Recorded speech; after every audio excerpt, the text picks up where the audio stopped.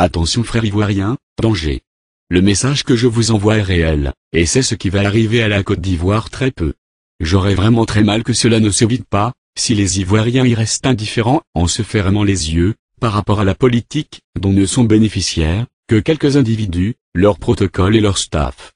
J'avais déjà envoyé il y a quelques jours un message dans lequel j'ai révélé le coup, que prépare M. Ouattara Alassane, le président Blaise Compaoré, et des hommes politiques français. Tout est déjà ficelé pour que M. Ouattara prenne le pouvoir, il a le soutien du président Sarkozy, du président Wade et du président Blaise Compaoré, qui est son parrain depuis bien avant même, que la rébellion armée, n'attaque la Côte d'Ivoire. Leur premier ennemi fut le président Bédié, qu'ils ont pu renverser. Ils ne s'attendaient pas au président Gbagbo, il fut un outsider, qui a surpris tout le monde, en prenant le pouvoir et malheureusement, comme c'est par sa faute que M. Ouattara n'a pu prendre le pouvoir, sous le feu général Guèye, ex-chef d'État de la Côte d'Ivoire, toute leur hargne a été déchargée sur le président Gbagbo, et vous savez mieux tous ceux qui s'en est suivis que moi. Tous ces coups passaient par le Burkina, sous la commanditation de l'ex-président français Jacques Chirac. D'ailleurs jusqu'aujourd'hui, les mêmes choses continuent sous Sarkozy.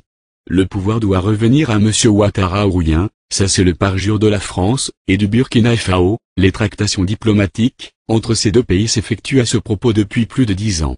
Ils sont sans pitié pour vous, frères ivoiriens. Vous vous souviendrez de la mort de l'ex-ministre de l'Éducation bien connu des Ivoiriens, M. Bala Keïta, mort au Burkina, c'est parce qu'elle n'a pas voulu de M. Ouattara au pouvoir. C'était vers fin du mois de juillet, je ne peux oublier cette date du 29 août, où j'ai entendu deux personnalités burkinabées dire cette phrase. Il est qui pour parler comme ça au chef, il sait à qui il a affaire? Parlant du président Blaise à qui M. Bala Keïta s'est opposé à propos de l'investiture de M. Ouattara au pouvoir, et l'un a dit. C'est fini pour lui, il ne retournera plus jamais en Côte d'Ivoire, c'est fini, ces imbéciles d'Ivoiriens-là, pour qui ils se prennent?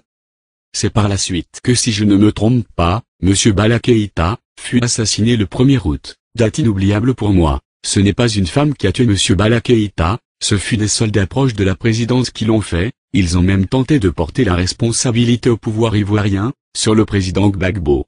Une autre révélation, feu général Guèye tué, lors de la rébellion armée en Côte d'Ivoire, n'était pas dans le coup, il avait été dupé, par ceux-ci quoiqu'ayant travaillé sur cela avec eux, c'est lui qui nous a révélé les faiblesses de l'armée ivoirienne et sur comment frapper. Il y avait un deal entre lui, le président blessé, le président Kadhafi, le président Had du Mali, dire qu'il devrait diriger et après laisser la place à M. Alassane, qui serait d'abord nommé comme Premier ministre, mais au fait, c'était une farce. Ils n'ont fait que l'utiliser et après ils le tueraient, car il était aussi de la liste noire, que M. Ouattara, le président Blaise ainsi que certaines autorités burkinabées, dont mon patron direct, et des autorités françaises détenaient. Guèye a été doublé le jour même de l'attaque mais malheureusement, il fut victime de l'armée ivoirienne. Il devait mourir coûte que coûte si M. Ouattara prenait le pouvoir et cela viendrait de son entourage, ses gardes rapprochés, je ne connais pas le nom de ceux-là, qui le gardaient mais c'étaient ses hommes de main, qui devraient finir avec lui, car au même moment qu'ils étaient avec Guèye, ils étaient aussi avec M. Ouattara, avec qui ils composaient et considéraient mieux que Guèye. Je vous dis des choses que je sais comme étant un témoin oculaire, et non quelqu'un à qui on les raconte. Avant cette attaque, nous avions envoyé des lettres anonymes à certaines autorités ivoiriennes, avec les dates de l'attaque, mais étant donné que cela venait du Burkina Faso, ils ne l'ont pas considéré, et le pire est arrivé, aujourd'hui encore, je vous envoie cette lettre, pour vous prévenir de ce qui va vous arriver d'ici très peu, lorsque M. Ouattara sera au pouvoir.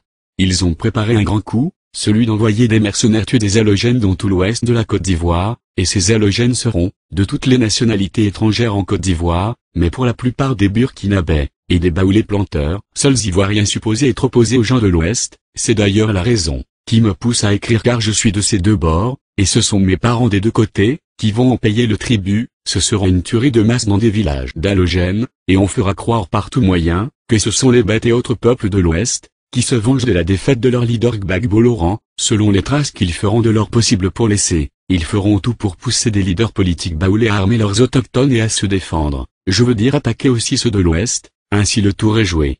M. Ouattara alors président va jouer aux pompiers, il va faire intervenir l'armée ivoirienne, qui à son tour sera accusée d'exactions sur certains peuples, et on fera venir une armée étrangère, qui ne sera que des commandos du Faso associés à celle de la France en Côte d'Ivoire. Il y aura des accusations portées, sur des hommes politiques du parti du président Gbagbo, qu'ils taxeront d'avoir commandité cela, incitation à la haine et guerre tribale, et, des hommes politiques du parti du président Bédié, et de certains autres partis, surtout les plus influents et cela, avant juste une année de sa prise du pouvoir. Ces personnes seront jugées et condamnées, certaines seront empoisonnées et les faits seront portés sur des cas de suicide en prison. C'est le véritable schéma de ce qui va se dérouler que je vous donne.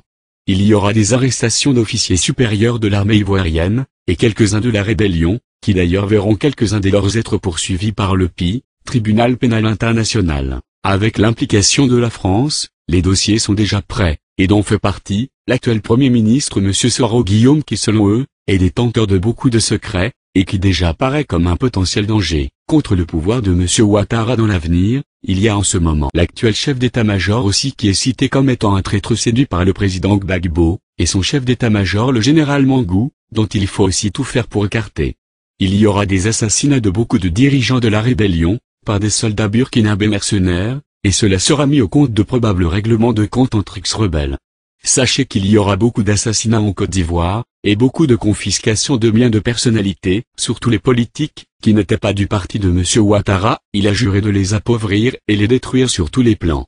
Je vous fais une révélation à propos d'un événement, qui devrait se dérouler en Côte d'Ivoire. C'était une marche qu'organisait toute l'opposition, contre le pouvoir de Gbagbo. C'était une insurrection, qui devrait faire tomber le président Gbagbo par deux schémas. L'armée ivoirienne serait contrainte à tirer sur les manifestants qui insisteront. Il y avait déjà parmi ces manifestants des mercenaires armés, qui devraient aussi tirer, et le cobaye du jour, était l'ex-président M. Henri Konan Bédié. On le tuait et on attribuait cette mort au président Gbagbo et ses chefs d'armée. Les médias étaient déjà programmés à annoncer cela partout dans le monde. Cela devrait soulever le peuple baoulé contre les bêtes, et aussi le parti du président Bédié. Gbagbo serait alors chassé du pouvoir à cause de la haine des Ivoiriens, ou au pire des cas, il ne serait pas voté par les Akans, parce qu'il aurait tué leur plus grande autorité.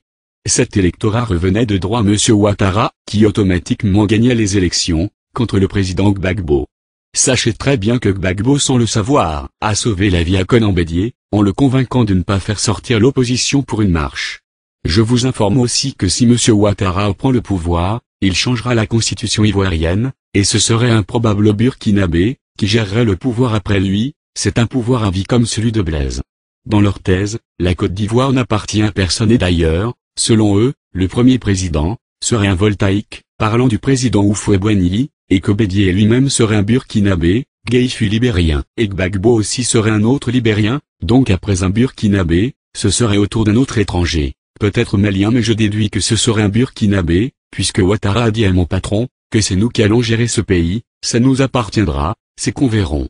Je vous informe aussi que les produits ivoiriens, café, cacao, coton et autres, dans certaines régions de la Côte d'Ivoire, seront vendus via le Burkina. Les frontières entre le Burkina et la Côte d'Ivoire n'existeront même plus puisqu'il n'y aura plus de contrôle douanier, depuis les ports ivoiriens, jusqu'aux différentes frontières entre la Côte d'Ivoire et le Burkina Faso. Je vous prie de bien vouloir considérer ce message, c'est une révélation réelle que je vous fais. Si vous aimez vos parents et amis qui sont dans des plantations dans des zones ouest de la Côte d'Ivoire, avertissez-les. Dès que M. Ouattara prend le pouvoir, il va faire tuer beaucoup d'hommes, les halogènes, pour juste accuser des autochtones et créer une très grande division dans ce beau pays, dans le but de se faire un nom, en jouant le rôle de pompier. Je vous supplie de faire circuler ce message. Je vous prie de bien vouloir considérer ce message, c'est une révélation réelle que je vous fais. Si vous aimez vos parents et amis qui sont dans des plantations dans des zones ouest de la Côte d'Ivoire, avertissez-les. Dès que M. Ouattara prend le pouvoir, il va faire tuer beaucoup d'hommes, les halogènes, pour juste accuser des autochtones et créer une très grande division dans ce beau pays, dans le but de se faire un nom, en jouant le rôle de pompier. Je vous supplie de faire circuler ce message, aussi long que soit-il, et faites-le aussi passer dans certaines presses si possible. Je me nomme Dao, pour les Ivoiriens qui m'ont connu lorsque j'étais dans ce pays, cela n'est pas le nom que je porte au Burkina. Je suis de l'armée burkinabé, et proche de quelques autorités. Considérez cela s'il vous plaît. N'attendez pas comme la première fois, que le malheur vous surprenne avant de vous lever, ce sera trop tard comme aujourd'hui. Mes frères baoulés, mes frères burkinabés, dès que cet homme accède au pouvoir, unissez-vous dans vos campements, formez des comités d'autodéfense, veillez sur vous. Si quelque chose arrivait, ne commencez pas par accuser ceux qui vous ont accueillis chez eux. Cherchez bien car ils veulent vous diviser. C'est M. Ouattara, ce ne sont pas ses parents qui vont mourir, ils sont sans pitié. Blaise et lui, ils ne vous ont jamais aimé parce que vous faites selon eux la honte du Burkina et d'ailleurs vous n'avez jamais compté pour eux, ils vous ignorent. Frères ivoiriens, ouvrez vos yeux et repoussez ce mal de votre pays, qui est aussi mon pays. Que Dieu bénisse la Côte d'Ivoire.